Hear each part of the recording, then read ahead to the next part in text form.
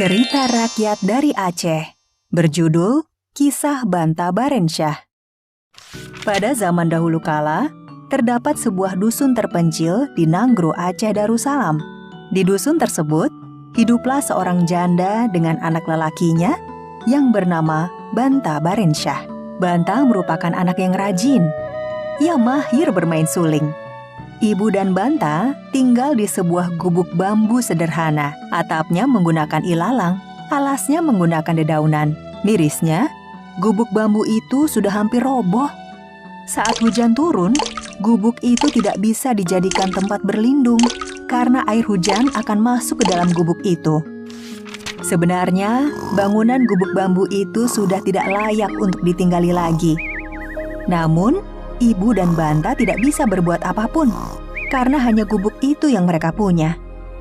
Jangankan untuk merenovasi gubuk agar nyaman, untuk makan sehari-hari saja mereka kesulitan. Sehari-hari, Banta dan ibunya hanya menampi sekam padi di sebuah kincir milik saudaranya bernama Jakub. Jakub adalah saudara mereka yang kaya raya di dusun itu. Namun, Jakub mempunyai sifat yang kikir, lobam dan tamak. Ia orang yang sangat perhitungan agar mendapatkan keuntungan yang berlimpah. Bahkan, kadang Jakub hanya memberi upah segenggam beras untuk Banta dan ibunya. Nih, upah hari ini. Hanya segenggam beras? Tidakkah kau menambahkannya lagi? Bukankah lebih baik ku beri daripada tidak sama sekali? Banta dan ibunya pun pulang dan menerima upahnya yang tidak pantas. Sangat sedikit, Bu, beras itu. Iya, Nak. Mau bagaimana lagi? Mungkin ini cukup untuk makan hari ini. Keesokan harinya, sang ibu berangkat sendirian ke tempat kincir karena Banta sedang sakit. Aku harus membawa beras agar Banta bisa makan hari ini. Alangkah sedihnya. Saat sampai di sana tidak ada orang yang menumbuk padi, maka ia pun tidak bisa menampi sekam untuk memperoleh upah beras. Dengan berat hati, sang ibu pun kembali ke rumahnya dengan tangan kosong. Sesampainya di gubuk kecilnya, ia langsung menghampiri anak sematawayangnya yang terbaring lemas. Bu, Banta lapar. Sang ibu hanya diam, membelai kepala anaknya yang badannya panas itu. Sebenarnya di dalam hati kecil sang ibu teriris. Namun ia tidak bisa berbuat apapun. Tak sengaja, ia meneteskan air matanya. Mengapa ibu menangis? Sang ibu masih diam. Ibu, aku tahu kenapa ibu menangis. Ibu pasti sedih karena tidak bisa memperoleh upah hari ini, kan? Maafkan Ibu, Nak. Tapi Ibu bangga sekali mempunyai anak sepertimu. Ibu menyayangimu.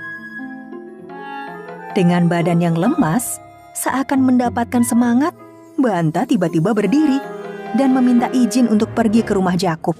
Ibu, aku akan meminta beras kepada Paman Jakub. Jangan, Nak. Kau tahu sendiri sikap pamanmu sangat perhitungan. Iya, Banta tahu, Bu. Tapi kita harus mencobanya dulu. Siapa tahu Paman merasa iba. Banta pun berlari menuju ke rumah Jakub.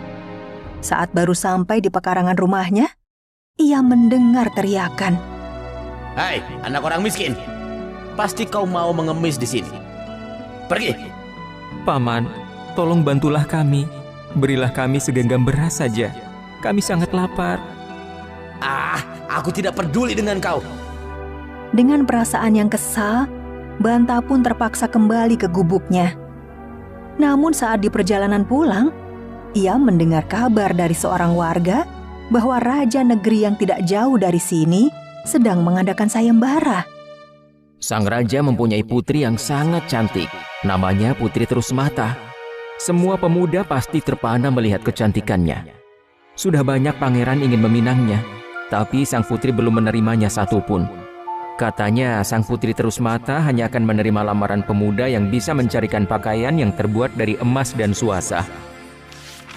Mendengar kabar itu, Banta segera berlari pulang ke gubuk. Ia mempunyai keinginan untuk mengubah nasib keluarganya. Banta ingin mengikuti sayembara itu. Bu, Banta ingin kehidupan yang lebih baik untuk kita. Ibu sudah berusaha membesarkan Banta selama ini. Sekarang biarkan Banta untuk merantau agar hidup kita lebih baik. Dengan berat hati, Ibu mengizinkanmu, Nak. Jaga dirimu baik-baik. Setelah mendapatkan restu dari ibunya, semalaman Banta berdoa kepada Tuhan Yang Maha Kuasa. Ya Tuhan, berilah hamba petunjuk untuk memulai perantauan hamba. Keesokan harinya, Banta mendapatkan petunjuk untuk membawa sehelai daun talas dan suling. Daun talas ini akan aku gunakan untuk mengarungi lautan yang luas. Dan suling ini akan aku gunakan untuk membayar biaya kain emas dan suasa yang aku perlukan. Banta pun pergi ke rumah pamannya. Kemana kau akan pergi, anak miskin? Paman, bolehkah Ananda ikut berlayar sampai ke tengah laut? Mendengar permintaan aneh Banta, Jakub berpikir bahwa anak itu akan bunuh diri ke tengah laut. Oh, tentu saja. Banta pun ikut berlayar dengan Jakub. Saat di tengah laut, Banta pun meminta untuk diturunkan. Paman, terima kasih atas tumpangannya. Ananda mau turun di sini. Dasar anak bodoh. Pegawai, turunkan anak itu. Biar dia dimakan ikan besar. Lalu mati. Bagaimana bisa selai daun talas bisa menopang badan manusia? Tapi Banta tidak peduli. Ia terombang-ambing di atas daun talas, hingga Banta sampai di sebuah pulau yang sangat indah. Karena kebetulan berada di desa penenun, Banta pun mencari kain emas dan suasa yang dikatakan oleh sang putri. Namun Banta berpindah dari rumah ke rumah lain. Semua penenun tidak mempunyai kain yang Banta maksud. Maaf, Nak. Kami tak punya kain yang kau maksud. Baiklah, terima kasih. Aku harus pergi kemana ya? Banta lupa, ia belum ke rumah sang kepala kampung. Dengan segera, Banta menemuinya. Permisi Tuan. Ada yang bisa kubantu, anak muda? Maaf, kehadiran saya ke sini untuk mencari sebuah kain tenun yang terbuat dari emas dan suasa. Apakah Tuan punya? Mendengar itu, sang kepala kampung kaget. Kain emas dan suasa? Apakah kau punya uang untuk membayarnya? Banta menunduk lesu. Maaf Tuan, saya mungkin tidak bisa membayarnya menggunakan uang. Tapi, bolehkah saya membayarnya dengan lagu? Mengapa kau sangat menginginkan kain itu? Banta pun menceritakan semuanya. Dari mulai latar belakang keluarganya dan kegigihannya dalam merubah nasib hidup orang tuanya. Mendengar cerita Banta, sang kepala kampung pun setuju. Banta mulai memainkan sulingnya dengan lagu yang sangat merdu yang membuat kepala kampung itu ikut terbuai dalam nada-nada indah. Setelah puas menikmati lagu, sang kepala kampung itu dengan senang hati memberikan kain emas dan suasa itu kepada Banta. Kau sangat mahir bermain suling. Nadanya sangat indah. Kau berhak mendapatkan kain emas dan suasa ini. Wah, terima kasih banyak Tuan. Aku berhutang budi kepadamu. Aku akan selalu mengingat kebaikanmu.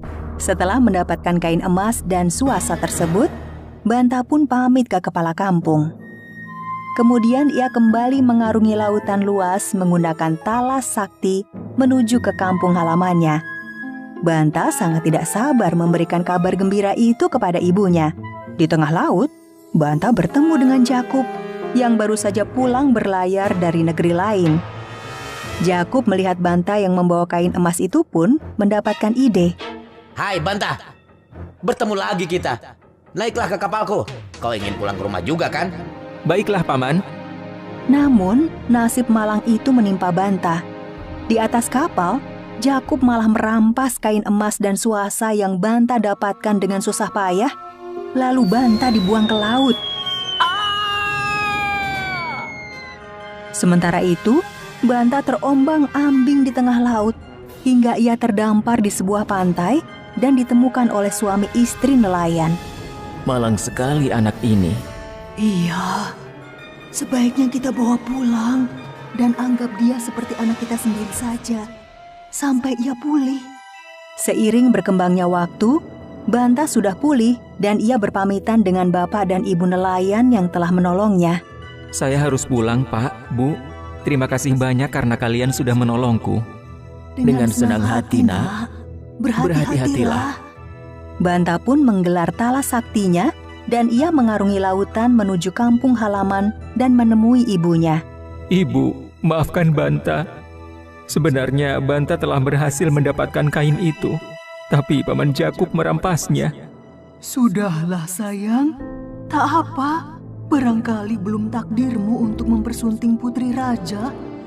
Banta akan berusaha mendapatkan kain itu kembali, Bu. Semuanya sudah terlambat sayang. Apa maksud Ibu? Pamanmu hari ini mengadakan pesta perkawinannya. Banta mendengar itu sangat kaget. Ia pun segera berpamitan ke ibunya dan bergegas menuju pesta pernikahan putri raja dengan Paman Jakub. Pesta pernikahan itu berlangsung sangat meriah. Banta tidak bisa berbuat apa-apa. Ia tidak punya bukti yang cukup untuk mengatakan bahwa kain itu adalah miliknya. Yang Banta lakukan hanya mengangkat kedua tangan dan berdoa kepada Tuhannya agar diberikan petunjuk. Tuhan, bantulah hamba. Berilah hamba petunjuk. Saat sedang berdoa, datanglah seekor burung elang di tengah pesta pernikahan tersebut. Kain emas dan suasa itu adalah milik Banta Barensyah. Suara burung emas itu membuat seluruh orang di istana menjadi gempar. Raja dan Putri Terusmata menyadari bahwa Jakub adalah orang yang serakah, mencuri barang milik orang lain. Burung elang itu tak pernah berbohong. Benarkah apa yang ia katakan? Kau berbohong ya? Kau mencuri kain ini dari seseorang bernama Banta Barensyah. Jakub yang ada di pelaminan mulai gelisah dan malu. Jakub segera melarikan diri ke jendela. Setelah peristiwa tersebut, Banta Barensyah pun dinikahkan dengan Putri Terusmata. Pesta berjalan dengan sangat meriah selama 7 hari 7 malam. Ternyata kebenaran akan selalu bersamaku. Tentu saja, selama kau terus berdoa dan berusaha. Raja yang sudah cukup umur pun menyerahkan kekuasaan kerajaannya kepada Banta. Kupercayakan pimpinan padamu. Terima kasih, Ayah. Kini, Raja Banta Barensyah, ibunya dan istrinya hidup bahagia di istana. Ibu Banta pun bangga dengan anaknya. Ibu bangga denganmu, Nak. Terima kasih sudah selalu mendoakan Banta, Ibu.